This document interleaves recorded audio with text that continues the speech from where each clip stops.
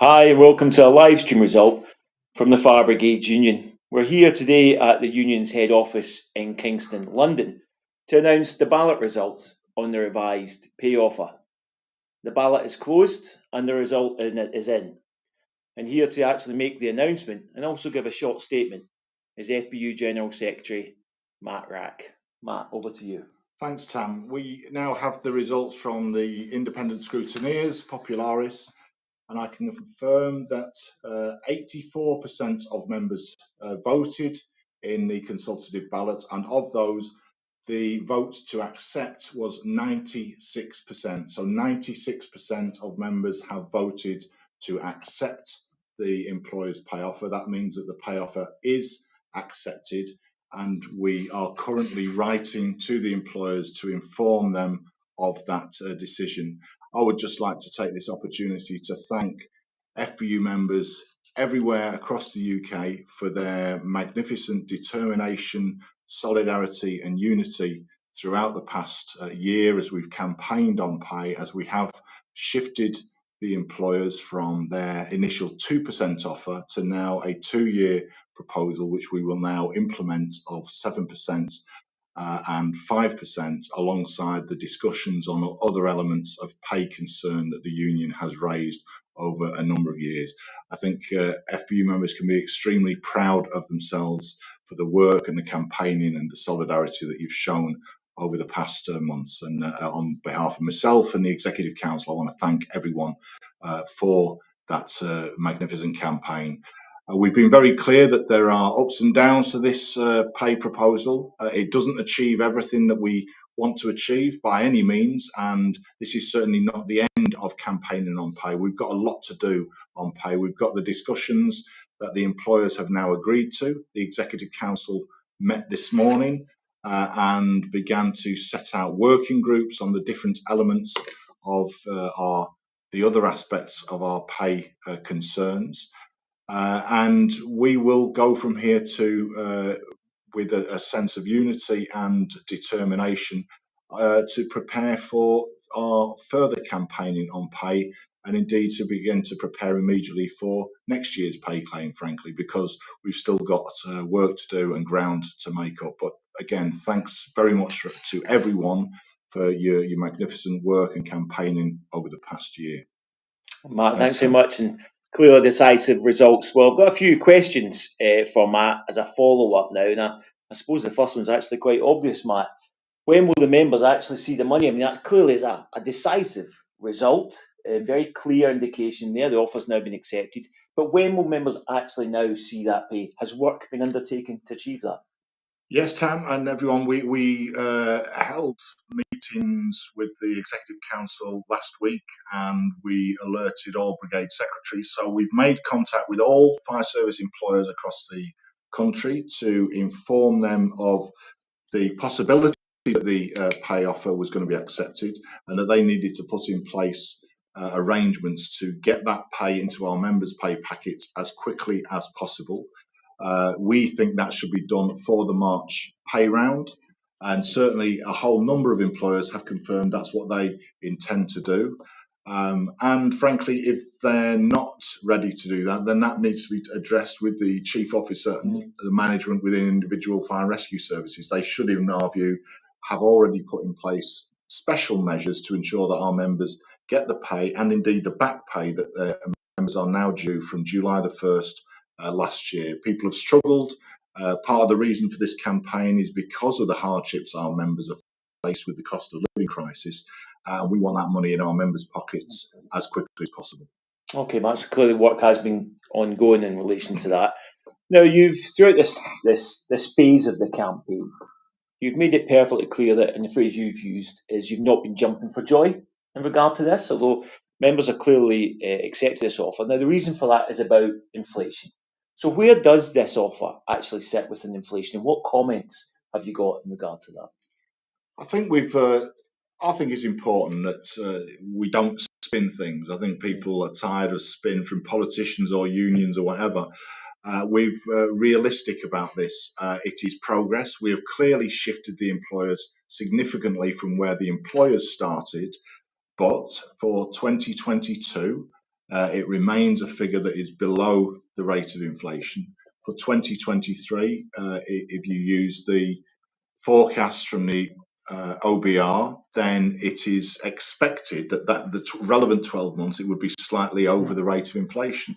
But of course, we've had our pay under attack for 12, nearly 13 years now, and we've got more to do. So I think the unity that members have shown over this campaign, we now need to build on that to say, okay, there's no letting up on this. We need now to make the case to central government for investment in our service, and part of that has to be to improve pay for the long term and put in place measures that means we're not back in this position each year. So there's a very real task and challenge for us in the coming months. Okay, Matt. Now, as part of the interviews you've undertaken recently, you've also talked about the important role of collective bargaining and how that's played in this campaign, and also the threat it's now under from our government white paper. Can you just tell the members that are watching this a little bit about the importance of collective bargaining in the fire and rescue service? Yeah, look, collective bargaining means that we sit across the table from our employers. We put a case to them for pay and conditions, and they have their own agenda, obviously. But it's different from what we see in many of the other sectors that where there are disputes going on, where there are what the so-called independent pay review bodies. And I think the past few months have demonstrated very clearly that these pay review bodies are widely discredited in health, in education, and other parts of the public sector. And we feel that one of the reasons we've been able to make progress is because we have that face-to-face dialogue directly with our employers. The government are not involved, and frankly, we don't want them involved. There is no pay review body, and frankly, we don't want a pay review body. And this is why I think we need to then defend collective bargaining. It's under attack from the government in England, and I think members can now see why it's under attack, because pay review bodies allow central government a much greater level of control that they don't have in the fire and rescue service, and I think we've just demonstrated that. No, absolutely. Now, I think we've discussed previously. I mean, this offer wasn't just made by the employers out of the goodness of their hearts, was it? It was collective bargaining involved, but also importantly, a substantial vote for strike action, although the action was not subsequently taken.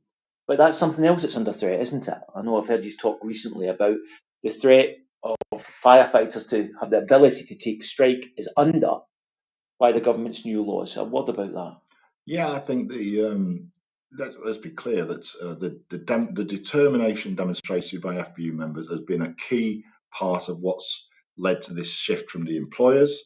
And that includes our ability to take strike action, and indeed our members' overwhelming vote to take strike action if necessary. That's been absolutely essential to this. And what we now have is new legislation going through Parliament, which, particularly for us in the fire and rescue service, but other sectors as well, will fundamentally attack our right to strike.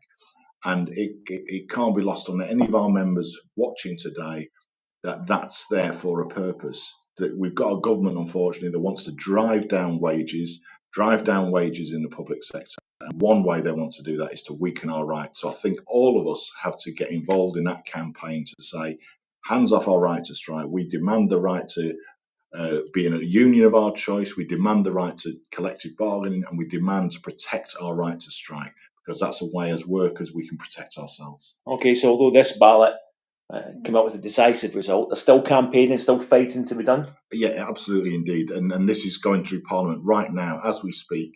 They were trying to change the rules after we started our campaign, and it's an attack on us, on rail workers, on teachers, on health workers, and so on. And we need to build a real movement of opposition. Okay, Matt. Well, we're coming to the end now. Just a final question. We've got an awful lot of FBU members watching this, and I dare say others involved in the fire and rescue service watching this. What would be your final comments to them, your final sort of statement to them in this? Look, I think it's clear that actually the only organisation that stood up for firefighters' pay to try and make the case for better pay is the Fire Brigade Union. No one else has said. Organisations that claim to represent firefighters have done absolutely nothing for the past year. And frankly, if it was down to them, we'd still be facing a 2% pay increase. So people need to reflect very carefully on that. And I would appeal to people who maybe not in the Fire Brigade Union to join immediately and sign up to the campaigns that we need to launch. It's only the FBU who've made that case, but actually it's the determination of FBU members in emergency fire controls, on fire stations, up and down the country, sending that message to chief fire officers, to politicians, to central government. We're not prepared to take this. We're prepared to fight back. That's been absolutely essential to that. You should be very proud of yourselves.